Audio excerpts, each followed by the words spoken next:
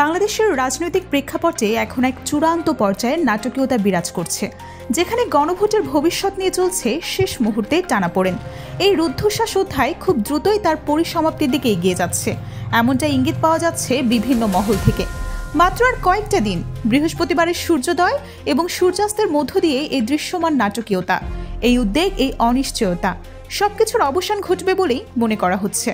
বৃহস্পতিবারের পর, অর্থাৎ যখন সেই নির্ধারিত দিনটি অতিক্রম করবে, তখন রাজনীতির মঞ্চ থেকে যাবতীয় নাটকীয়তার পর্দা নেমে আসবে এবং একটি নির্দিষ্ট অনড় সিদ্ধান্তে উপনীত হবে দেশ।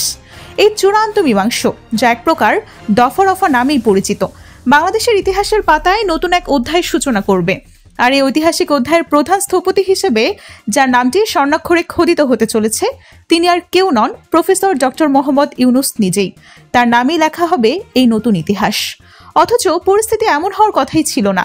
এক সময় সুযোগ ছিল, এক অসাধারণ সম্মিলিত সুযোগ এসেছিল জাতির সামনে, যেখানে শুধুমাত্র একজন ব্যক্তি নন, বরং দেশের প্রধান রাজনৈতিক শক্তিগুলো, যেমন বিএনপি, জামায়াতে ইসলামী এবং অন্যান্য সংশ্লিষ্ট দলগুলো, সকলেই ঐক্যবদ্ধভাবে ইতিহাসের নায়ক হিসেবে আত্মপ্রকাশ করতে পারতেন।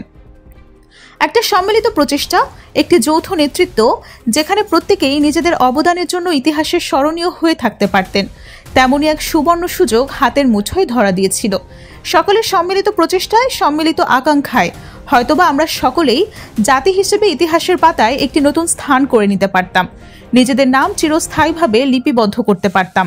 কিন্তু দুর্ভাগ্যজনকভাবে তা ঘটল না। এখন যা ঘটতে চলেছে তা হচ্ছে এই শেষ মুহূর্তের রাজনৈতিক টানাপোড়েন এবং নাটকীয়তার চূড়ান্ত পরিণতি। এই সকল পরিস্থিতির ফলস্বরূপ ইতিহাসের মঞ্চে একক নায়ক হিসেবে আবির্ভূত হবেন প্রফেসর ডক্টর মোহাম্মদ ইউনূস। তার নামেই শুধু উজ্জ্বল হবে ইতিহাসের পাতা, কারণ তার একার প্রচেষ্টাই শেষ পর্যন্ত সফলতার মুখ দেখতে চলেছে। বিএনপি কিংবা জামায়াত, তাদের কারোরই সেই একক বা সম্মিলিত কৃতিত্বের ভাগিদার হওয়ার সুযোগ থাকছে না। তবে প্রেক্ষাপটে একটি বিষয় পরিষ্কার, তা হলো জামায়াতে ইসলামী শেষ পর্যন্ত ইতিহাসের মূল্যায়নে কিছুটা হলেও স্থান পাবে। তাদের অবস্থান বা ভূমিকা হয়তো সম্পূর্ণরূপে উপেক্ষিত হবে না, বরং তাদের ক্রিয়াকলাপ এবং সিদ্ধান্তগুলো ইতিহাস তার নিজস্ব নিরীক্ষে বিচার করবে। কিন্তু সকলের সম্মিলিতভাবে হিরো হওয়ার যে অভূতপূর্ব সুযোগ তৈরি হয়েছিল, সেই সম্ভাবনাটি শেষ পর্যন্ত বিএনপির অপরিণামদর্শী সিদ্ধান্তের কারণেই ব্যর্থ হয়ে গেল, যা এক চরম হতাশার জন্ম দিয়েছে। ভবিষ্যৎ প্রজন্ম যখন ইতিহাসের পাতা উল্টাবে, যখন বাংলাদেশের উত্থান পতনের গল্প শুনবে, তখন প্রফেসর ইউনূসকে নতুন বাংলাদেশের জনক হিসেবে অভিহিত করবে নিঃসন্দেহে। তারা তাকে কেবল একজন অর্থনীতিবিদ বা নোবেল বিজয়ী হিসেবেই দেখবে না, বরং দেখবে নতুন এক বাংলাদেশের স্থপতি হিসেবে। ঠিক যেমন আধুনিক সিঙ্গাপুরের জনক হয়েছে, যেন সে ছোট্ট দ্বীপ রাষ্ট্রটিকে বিশ্বের অন্যতম উন্নত দেশে পরিণত করেছে, তেমনি প্রফেসরও নতুন বাংলাদেশের স্থপতি হিসেবে স্মরণ করা হবে। অথচ এই চিত্রটি এমন হওয়ার কথা ছিল না। আমাদের সমষ্টিগতভাবে একটি নতুন বাংলাদেশ গড়ার স্বপ্ন ছিল, যেখানে ঐক্যমত্য কমিশনের মাধ্যমে রাজনৈতিক দলগুলোকে এক হয়ে কাজ করতে হবে। সেই ঐক্যমত কমিশন কেবল বাংলাদেশের রাজনীতিতে নয়, পৃথিবীর রাজনীতির ইতিহাসেও একটা নতুন অধ্যায় রচনা করতে পারত।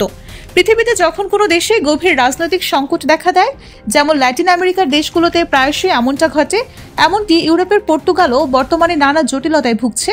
বিভিন্ন সময় ইউরোপের অন্যান্য দেশেও অস্থিরতা দেখা যায়। ফ্রান্সে মাঝে মাঝে বিক্ষোভ ও সংঘাতের দৃশ্য দেখা যায়। ইটালিতেও রাজনৈতিক অচল অবস্থা সৃষ্টি হয়। গ্রিসে অর্থনৈতিক ও রাজনৈতিক সংকট এক চরম অচল অবস্থা সৃষ্টি করেছে। পলিটিক্যাল সায়েন্সে, অর্থাৎ রাষ্ট্রবিজ্ঞানের ক্ষেত্রে ঐক্যমত কমিশন হয়তো একটি নতুন থিওরি বা তত্ত্ব হিসেবে স্থান পেতে পারত।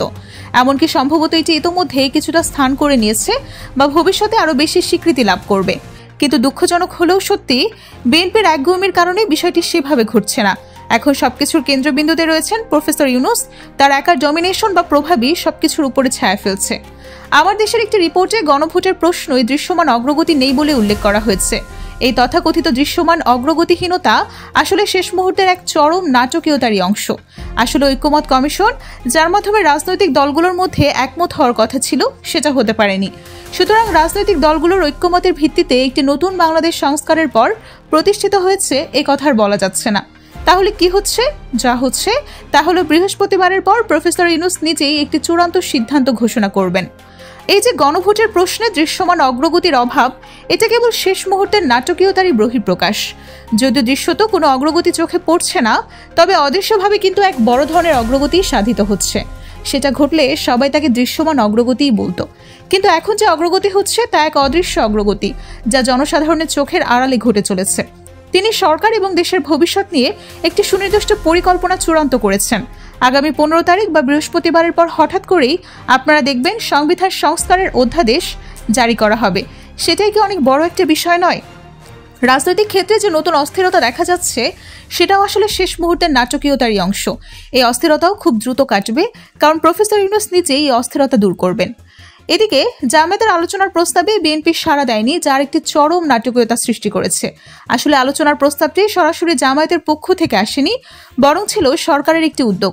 সরকারই চেয়েছিল রাজনৈতিক দলগুলো নিজেদের মধ্যে আলোচনা করে একটা ডিসিশনে পৌঁছাক। সুতরাং জামায়াতের আলোচনার প্রস্তাবে বিএনপির সাড়া না দেওয়া, এই কথাটিকে শুধু জামায়াতের প্রস্তাব হিসেবে দেখা ঠিক হবে না। এর বৃহত্তর অর্থ হলো সরকারের আলোচনার প্রস্তাব বিএনপির অসহযোগিতার কারণে ব্যর্থ হয়েছে।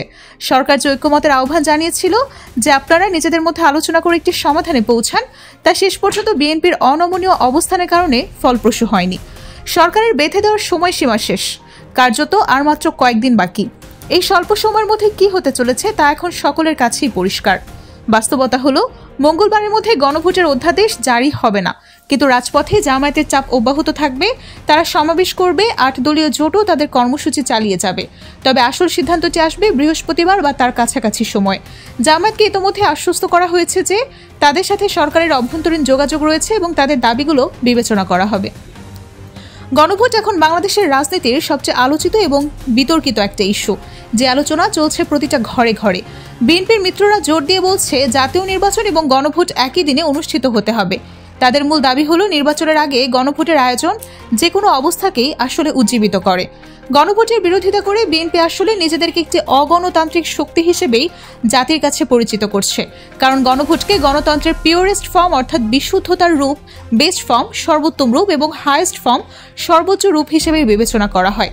প্রফেসর ইউনূসের প্রস্তাবিত সমাধানটি অত্যন্ত চতুর এবং অপ্রত্যাশিত। তিনি বলতে পারেন, ঠিক আছে, গণভোটের তফসিল এবং জাতীয় নির্বাচনের তফসিল একই দিনে ঘোষণা করা হবে। তখন বিএনপি কি বলবে? ফেব্রুয়ারিতে ভোট বানচালের ষড়যন্ত্র বিএনপি অভিযোগই বারবার করে আসছে, কিন্তু সরকারের পক্ষ থেকে বারবার নিশ্চিত করা হচ্ছে যে ফেব্রুয়ারিতেই নির্বাচন হবে। এর মানে ভোট বানচালের সত্যি কোনো সুযোগ নেই। সরকারের পক্ষ থেকে বলা হচ্ছে ফেব্রুয়ারিতে নির্বাচন হবে। কেন এই জোর দিয়ে বলা হচ্ছে? এর পেছনে একটি সুনির্দিষ্ট কারণ রয়েছে। আসলে পরিস্থিতি এতটাই জটিল হয়ে উঠেছে যে অন্তর্বর্তী সরকার রাজনৈতিক দলগুলোকে আলোচনার মাধ্যমে একটি সমাধানে পৌঁছানোর জন্য 1 সপ্তাহের সময় দিয়েছিল। তাহলে প্রশ্ন ওঠে, যদি তিনি সত্যি বিশ্বাসঘাতক বা প্রতারক হন, তাহলে আপনারা 2 দিন আগে কেন তাকে আব্বা বলে ডাকলেন? এটা একটা স্টুপিড মার্কা দলের আলামত, একটি অপরিণামদর্শী রাজনৈতিক দলের স্পষ্ট প্রমাণ। এই ধরনের দল কোনোদিন বাংলাদেশের সফল হতে পারবে না।